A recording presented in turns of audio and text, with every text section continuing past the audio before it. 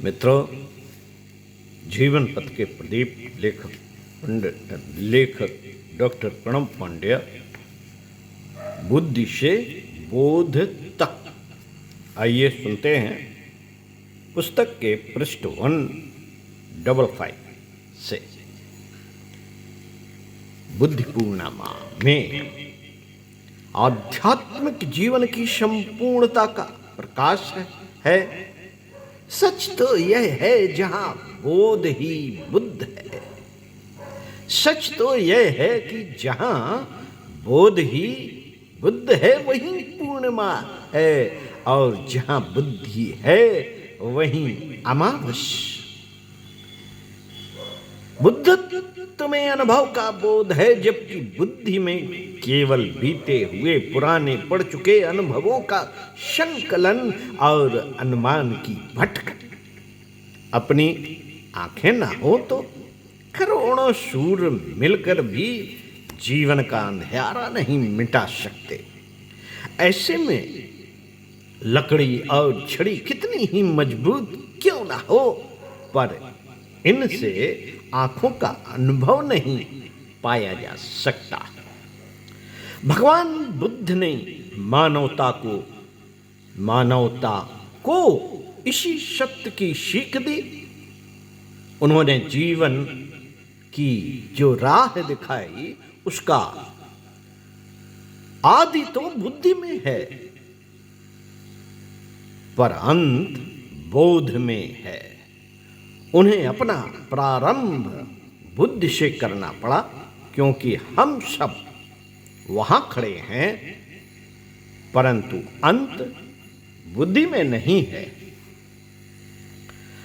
अंत बुद्धि में नहीं है, अंत तो परम मति क्रमण है। वहां सब विचार खो जाते हैं, सच बुद्धिमत्ता विसर्जित हो जाती है, सब बुद्धिमत्ता विसर्जित हो जाती है। रह जाता है तो केवल निर्वाण, शांति व शून्यता भरा साक्षी भाव। यही बोध और अनुभव का चरम शिखर है। साथियों, मानवता के इन परम सद्गुरु ने बुद्धि के प्रयोग को अस्वीकार नहीं, उन्होंने कहा कि बुद्ध के प्रयोग करो।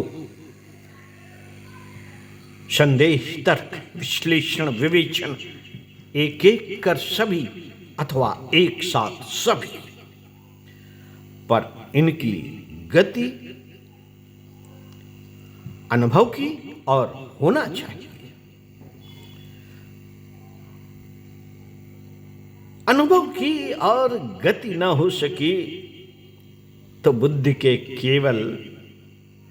केवल अमावस्या बनकर रह जाएगी। भले ही फिर इस अमावस्या के अंधेरे में संदेह, तर्क, विश्लेषण, विवेचन जुगनुओं की भांति चमकते हैं, किंतु यदि बुद्धि की प्रतिबद्धता अनुभव रही तो प्रतिपदा द्वितीया के क्रमिक सोपानों को पार करते हुए पूर्णिमा का प्रकाश आ ही जाएगा।